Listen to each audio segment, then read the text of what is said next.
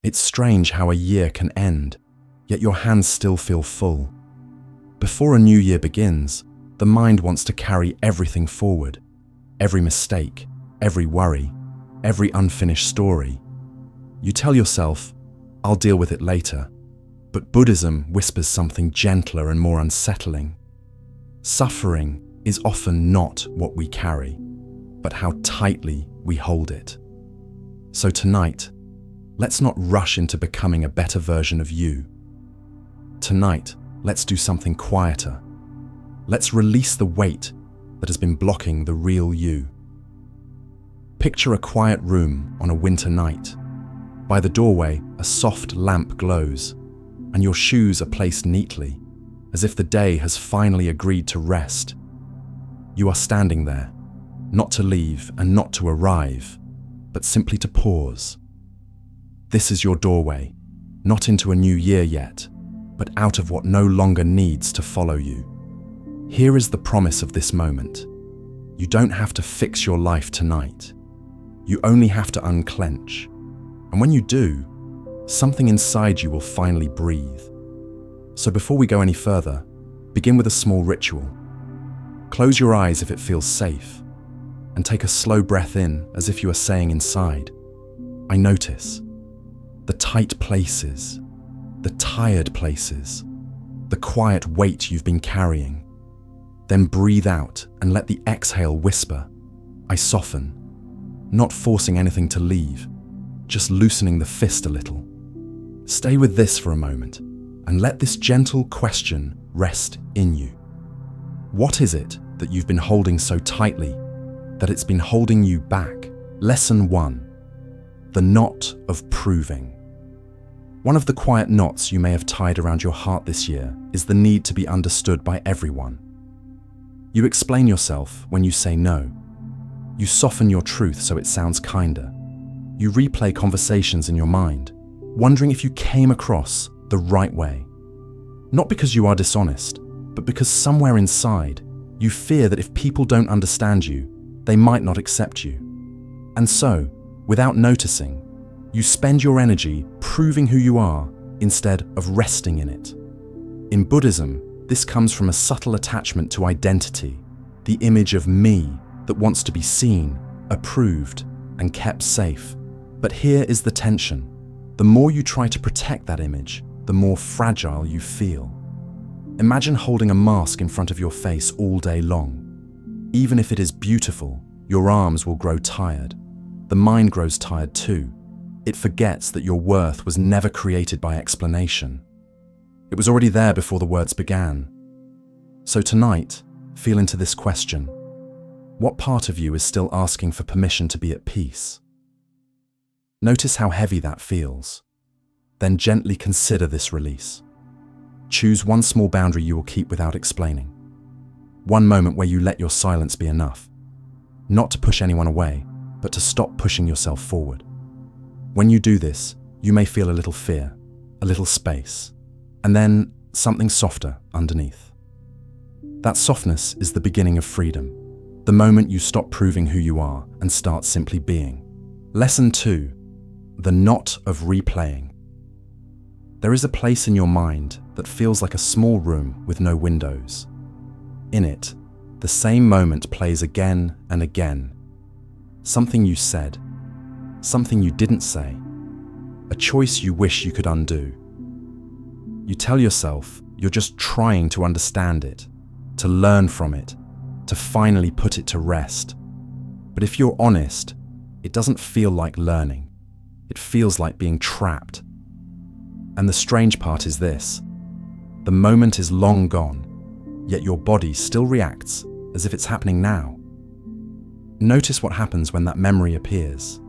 The tightening in your chest, the heat in your face, the quiet voice that says, if only I had been different. This is the knot of replaying.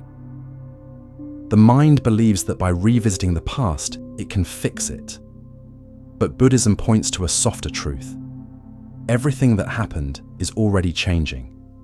The moment you're replaying no longer exists. Only the echo remains. And still, you cling to the echo, hoping it will finally turn into peace. Here is the conflict.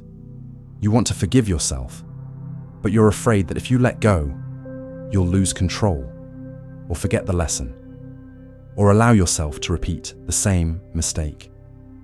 So you keep the memory alive, as if pain were proof of responsibility. But pain is not wisdom. Pain is just pain. Wisdom is knowing when to stop carrying what has already taught you what it can. So tonight, try this. When the memory rises, don't wrestle with it. Don't push it away. Simply name it. Remembering. Then picture it like a cloud passing through a wide sky. You don't chase it. You don't shape it. You don't build a story around it. You watch it drift and you let it move on in its own time. Each time you do this, the knot loosens a little, and something quiet begins to happen. You start to feel that you are not the mistake. You are the space in which the memory appears and disappears. This is impermanence felt in your own breath. This is forgiveness, not as a decision, but as a release. Not erasing the past, but finally allowing yourself to stop living inside it. Lesson 3. The knot of borrowed standards. There is a quiet pressure that follows you through your days, and it doesn't shout. It whispers. It shows up when you look at what others are building, achieving, celebrating. It asks, shouldn't I be further by now? Shouldn't I want what they want? And without noticing when it began, you start measuring your life with a ruler that was never made for your hands. This is the knot of borrowed standards, the habit of living by metrics that don't come from your own heart. Feel into this for a moment. Think of a goal you've been chasing that looks good on the outside, but feels strangely hollow inside. Maybe it impresses people. Maybe it sounds sensible when you say it out loud. Yet, when you sit quietly, it doesn't warm you. It tightens you. In Buddhism, this is where intention matters more than appearance. Not what looks right, but what is rooted in truth. And here is the tension. You want to belong, to be seen as successful, to not fall behind. But another part of you is tired of pretending that someone else's ladder is your path. Right intention is quiet. It doesn't need to announce itself. It doesn't rush. It doesn't compete. Social pressure, on the other hand, is loud. It keeps asking for proof, speed, results. And when you follow that noise, even your victories feel heavy, because deep down, you know they weren't chosen from stillness. They were chosen from fear. So tonight, try something small but brave. Take a moment and write one goal that feels quiet but true. Not exciting to others, not impressive on paper, just honest. Something that, when you read it, makes your shoulders drop instead of tense. Let it be simple. Let it be yours. And notice what happens inside when you do this. A soft relief. A sense of coming home. You begin to feel the difference between chasing and aligning. This is the knot loosening. The moment you stop living by borrowed standards and start listening for the path that was always whispering your name. Lesson 4. The knot of fast reactions. There are moments when something is said to you, and before you even understand it, your body has already decided. The chest tightens. The heat rises. Words rush to your tongue. Later, you may wish you had chosen differently, but in that moment, it feels impossible to stop. This is the knot of fast reactions, when emotion floods the mind and carries your voice with it. Not because you are careless, but because you are human. Think of the last time you reacted and then replayed it in your head afterward. The message you wish you hadn't sent. The tone you didn't mean to use. The silence that turned into distance. Notice how heavy that feels. Inside, there is a quiet conflict. Part of you wants to be understood and protected, and another part wants to stay true to the calm you know is possible. But when emotion surges, the second part is often drowned out. Buddhism doesn't ask you to erase emotion. It asks you to see it, to create just enough space so that feeling doesn't become harm. Mindfulness before speech means learning to stand in that space, even when it's uncomfortable. Because here is the truth the mind forgets in heat. You don't have to answer every moment immediately. You don't have to let every wave decide where you go. So tonight, take this with you as a simple practice. The next time you feel the urge to reply, defend, correct, or explain, pause for 2 breaths. Just 2. On the first breath, notice what you're feeling. On the second, soften your body where it's tight. You're not choosing words yet. You're choosing awareness. And something subtle begins to change when you do this. The storm doesn't vanish, but it slows. The heart has time to be heard. The mind has time to settle. In that small pause, wisdom has room to enter.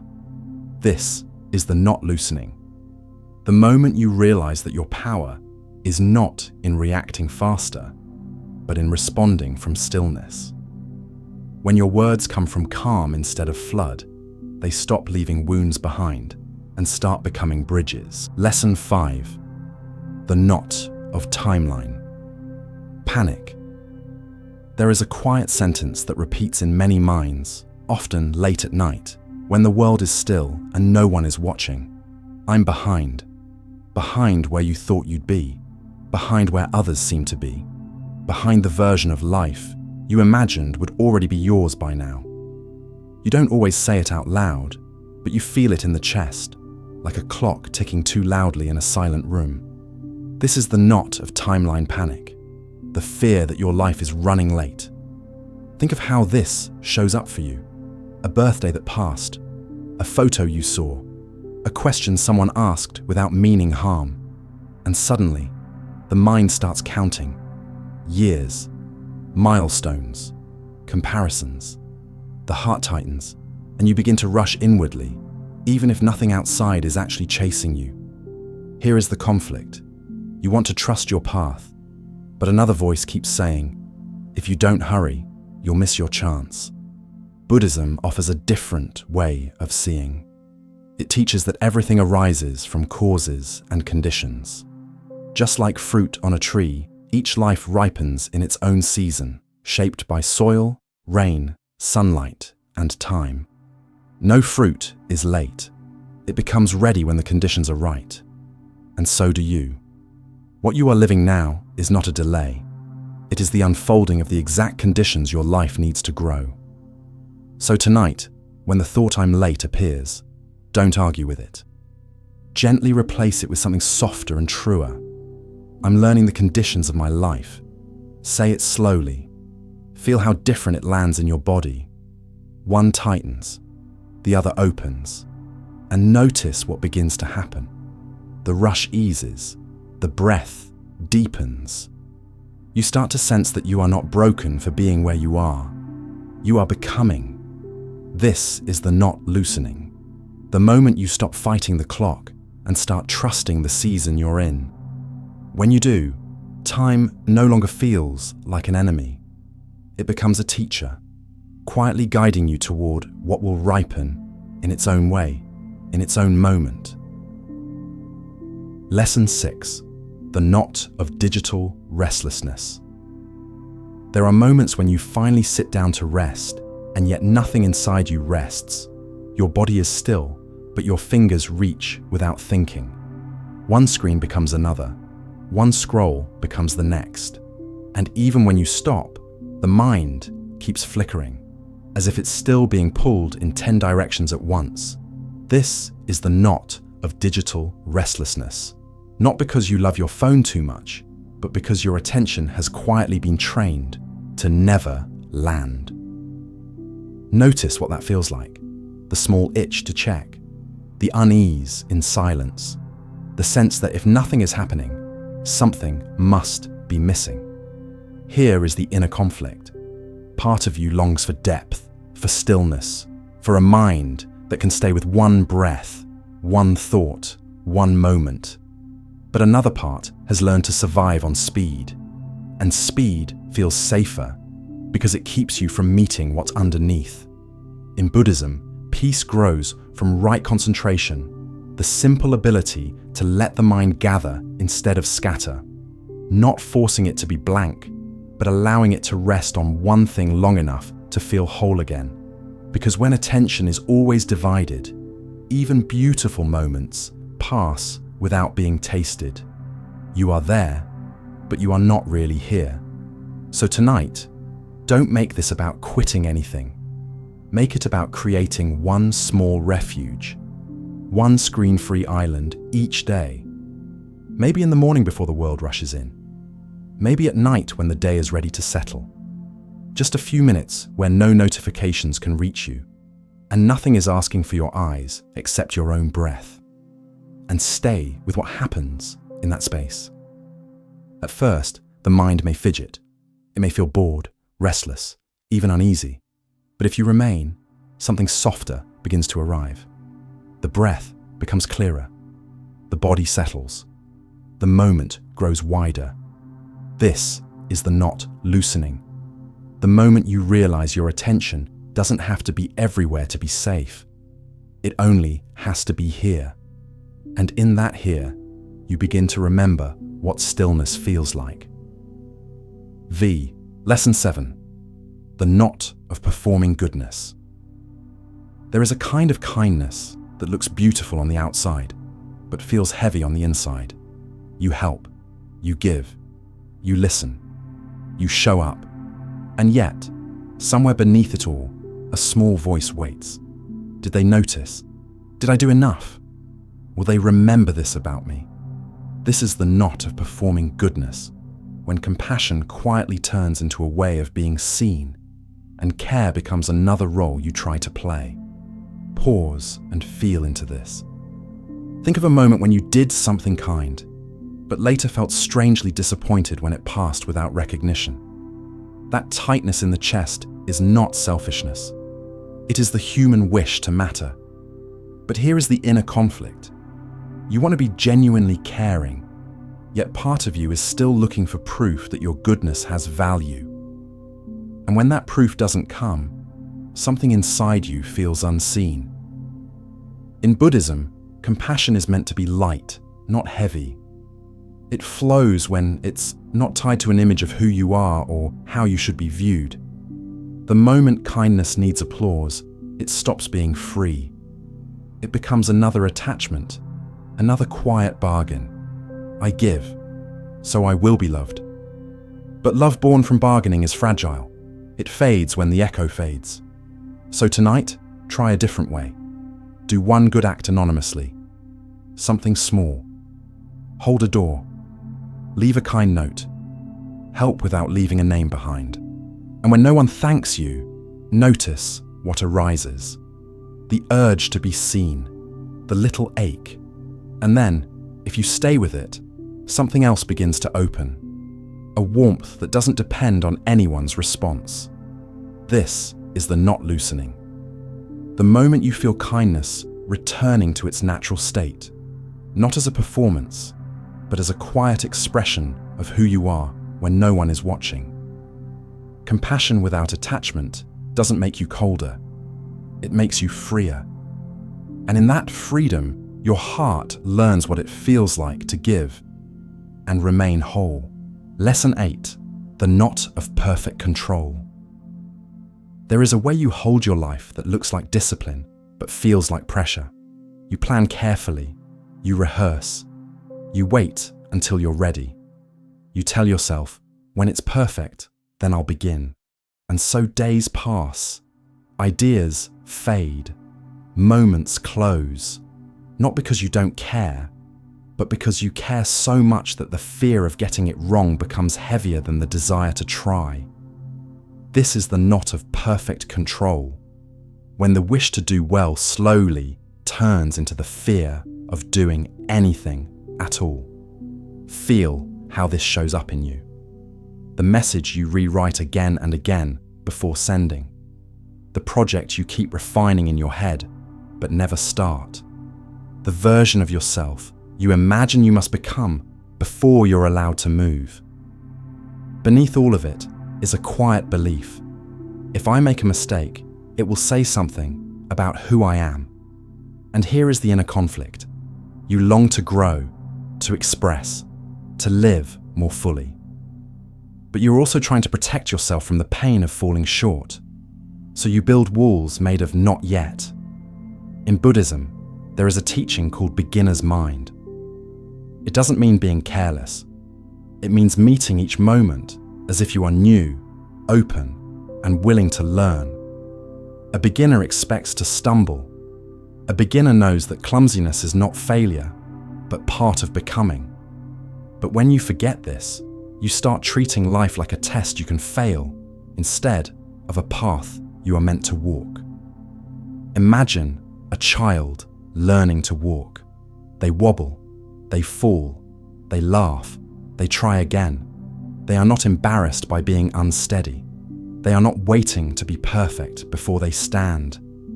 They move because something inside them wants to explore. And yet, somewhere along the way, you learn to do the opposite. To wait until you could guarantee success. To hide your first drafts. To only show the world what looks finished. Pause and notice the cost of that. How much energy goes into controlling every step? How many moments of aliveness are traded for the safety of staying still? Perfection promises protection, but it quietly steals movement. And without movement, even the safest life begins to feel small. So tonight, let this be the release. Start messy. Continue gently. Improve later. Say it to yourself like a permission you've been waiting for. Start messy. Continue gently. Improve later. Not as a slogan, but as a way of meeting your own humanity. Let yourself write the rough version. Let yourself speak before the sentence is perfect. Let yourself try before you know how it will turn out. And when the fear rises, as it will, don't fight it. Notice it. Feel it in the body. And then take one small step anyway. Not to defeat fear, but to walk with it. Each small step loosens the knot, showing you that mistakes don't end your path. They shape it. Something quiet begins to change when you live this way. You feel lighter, more curious, less guarded. You stop asking, will this be perfect? And start asking, what can this teach me? This is beginner's mind, not as an idea, but as a felt freedom. The freedom to move, to explore, to become, without demanding that every step prove your worth. This is the knot loosening. The moment you realize that control never gave you peace, but presence might. And when you allow yourself to be a beginner again, life stops feeling like a performance and starts feeling like a living, breathing path. Lesson 9. The knot of rigid expectations. There is a quiet script you carry inside, even if you've never written it down. A picture of how life is supposed to unfold, by when certain things should happen, who should stay, what should work out, how effort should be rewarded. And when life follows that script, you feel safe. But when it doesn't, something tightens inside you. Frustration rises, disappointment settles in, and a small voice whispers, "This is not how it was meant to be." This is the knot of rigid expectations, the habit of gripping life as if it must obey your plan. Feel into this for a moment. Think of something you hoped would turn out differently. A relationship, an opportunity, a season of your life you imagined would look another way. Notice what comes with that memory, the heaviness, the quiet resistance, not just to what happened, but to the fact that it happened at all. Here is the inner conflict. You need direction to move forward, but you also want life to stay within the lines you've drawn. And when it steps outside them, you don't just lose the outcome, you lose your sense of ground. In Buddhism, This is where non-attachment gently enters. Not as giving up on your dreams, but as loosening the grip on how they must arrive. Because attachment to outcomes turns hope into a demand. It says, I will be at peace when this goes my way. And every time life chooses another route, peace is postponed again. Imagine holding a rope in your hands, tied to a future you desperately want. You pull, and when it doesn't move, you pull harder. Your hands begin to burn, but you keep holding on, because letting go feels like losing. Yet all the while, the pain is not coming from life itself. It's coming from the tightness in your grip. Now imagine holding a feather instead. It rests lightly on your palm. You can feel it, but you are not clenching it. If the wind comes, it may move, and your hand moves with it. You are still present, still engaged, but not rigid. This is what non-attachment feels like when it becomes lived rather than spoken. So tonight, take one plan you've been holding like a rope. Just one. Something you've been telling yourself must happen a certain way. And gently practice this release. Hold it like a feather, not a rope. Say inside, I have intention, but I release demand. Feel how different that lands in your body. One tightens, the other softens. At first, the mind may protest. It will say, if I loosen, I won't care. If I don't grip, I'll lose direction. But stay with it. Notice that loosening does not mean drifting. It means allowing life to meet you instead of forcing it to match a picture. It means staying open to lessons you didn't plan, doors you didn't expect, paths you didn't draw. And something begins to change when you live this way. Disappointment still comes, but it doesn't break you. Surprises still happen, but they don't feel like threats. You start to sense that peace is no longer waiting at the end of a perfect outcome. It is walking with you, right here, in the middle of uncertainty. This is the not loosening, the moment you realize that life is not something to be controlled, but something to be met. And when you stop gripping your expectations, your heart grows wide enough to receive what is actually here. Lesson 10. The knot of heavy speech. There are words you forget the moment you say them, and then there are words that stay. They echo long after the room is quiet. They replay in your mind when you're alone. Maybe they were spoken to you. Maybe they were spoken by you. And even if no one brings them up again, they leave something behind. A tightness, a distance, a small wound you can't quite see. This is the knot of heavy speech, when words don't just pass through life, but land with weight. Feel into this. Think of a moment when you spoke from emotion rather than awareness. A time when your voice carried frustration, sarcasm, judgment, or sharp honesty that cut deeper than you meant. Notice what happens in your body as you remember. The chest contracts, the stomach drops, a quiet wish appears. I wish I had chosen differently. Here is the inner conflict. You want to express yourself, to be real, to not swallow your feelings. But you also don't want your words to become something you have to carry with regret. In Buddhism, speech is not just communication, it is action. Each word is a seed. Once it leaves your mouth, it grows somewhere, in someone. You may never see the full garden it creates, but it will shape the ground all the same. This is the lens of right speech, not silence, not pretending, but learning to speak in a way that doesn't leave harm behind you like footprints in wet cement. Imagine walking through a room in the dark, carrying a cup filled to the brim. If you rush, it spills. If you bump into something, it spills. The cup is your emotion. The room is the moment you're in. And the spill is your words. When the cup is full, every step matters. But most of the time, you forget you're carrying it. You move quickly, and later, you notice the mess. So tonight, take this as a simple practice.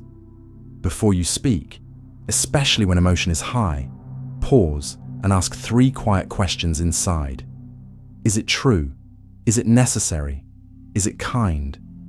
You don't have to answer perfectly. You just have to slow down enough to hear what your heart is actually trying to do. Are you trying to connect or protect your pride? Are you trying to heal or release pressure? At first, this pause will feel uncomfortable. The mind will want to rush. The words will press forward. But if you stay for 1 breath, something shifts. The heat cools a little. The need softens. And sometimes, you realize that what wanted to be said doesn't need to be said at all, or that it needs to be said differently, more gently, more honestly, more from stillness than from fire. And when you begin to live this way, something changes in your world. Conversations feel safer. People listen more deeply. You listen more deeply too. You start noticing that your words no longer leave you tired afterward. They don't cling to you with regret. They pass through, clean and light. This is the knot loosening. The moment you realize that your voice is not just a tool to express yourself, but a way of shaping the space around you.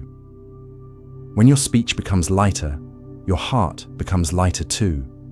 And slowly, you learn what it feels like to speak in a way that leaves no wounds behind. Only clarity, only warmth, only the quiet sense that nothing now needs to be taken back. Bonus practice, the year-end bowl. Now that you've walked through these knots, don't rush forward. Let yourself arrive here. This is not another lesson. This is a moment. Picture a simple bowl in your hands. Not fancy, just something you could find in a quiet room. Inside it are stones. Each one carries a word, a weight you've been holding this year. Regret, proving, comparison, pressure. Maybe there are others you recognize too. You've been carrying this bowl for months without noticing how heavy it has become. Not because you chose to, but because no one ever told you that you were allowed to set it down. Feel the bowl in your hands. Notice the tension in your fingers, in your wrists, in your shoulders. This is how you've been meeting life, holding, managing, enduring. And now, hear this gently. You don't have to drop the whole bowl tonight. You don't have to fix everything. You don't have to become someone new before the year ends. You only have to set down 1 stone. Just 1. That is enough to begin. So look into the bowl. Which stone feels heaviest right now? Don't think too hard. Let your body answer. Maybe it's regret for something you can't change. Maybe it's the need to keep proving yourself. Maybe it's comparison that keeps whispering you're behind. Maybe it's pressure to hold everything together. When you find it, imagine lifting that 1 stone out. Feel its weight for a moment. Acknowledge it. Yes, I've been carrying you. And then, in your mind, place it gently on the ground. You're not throwing it away. You're not fighting it. You're simply saying, you don't have to come with me into what's next. As you do this, notice what happens inside. The hands feel a little lighter. The chest softens. The breath deepens. The bowl is still there. Life is still there. But something has changed. There is space now. Stay with that space for a few breaths. This is what release feels like when it's real. Not dramatic, not loud, just a quiet easing, like setting down a bag you didn't realize was cutting into your shoulders. And remember this, you don't need to empty the bowl tonight. You can come back tomorrow and the next day, and each time choose 1 more stone, 1 small letting go. Over time, the bowl becomes lighter, and so do you. This is how a year ends inside you. Not all at once, but 1 stone at a time. As this moment settles, picture yourself standing before a small bridge wrapped in fog. You can't see the other side, You can't see the whole year ahead. You can only see the next step in front of you. And that is enough. Life has never asked you to see everything at once. It has only asked you to be present for what is here. If there is a quiet fear still lingering in you, let this be the reassurance it needs to hear. You're not late. You're not broken. You're not behind some invisible schedule you failed to follow. You are here, breathing, learning, and becoming. And that is exactly where your life begins again. You are allowed to begin again quietly, without announcements, without proving anything, without carrying every story from the past year forward. A gentle step is still a step. A soft beginning is still a beginning. And sometimes, the most honest way to move forward is to do it without noise. So as you imagine placing one foot onto that bridge, feel the steadiness beneath you. Not because the path is clear, but because you are. You don't need to rush across. You don't need to know how it all turns out. You only need to trust this one step, and then the next, when it appears. If this moment helped your mind soften, I invite you to stay with me. Subscribe for more Buddhist calm, spoken gently, whenever you need a place to rest.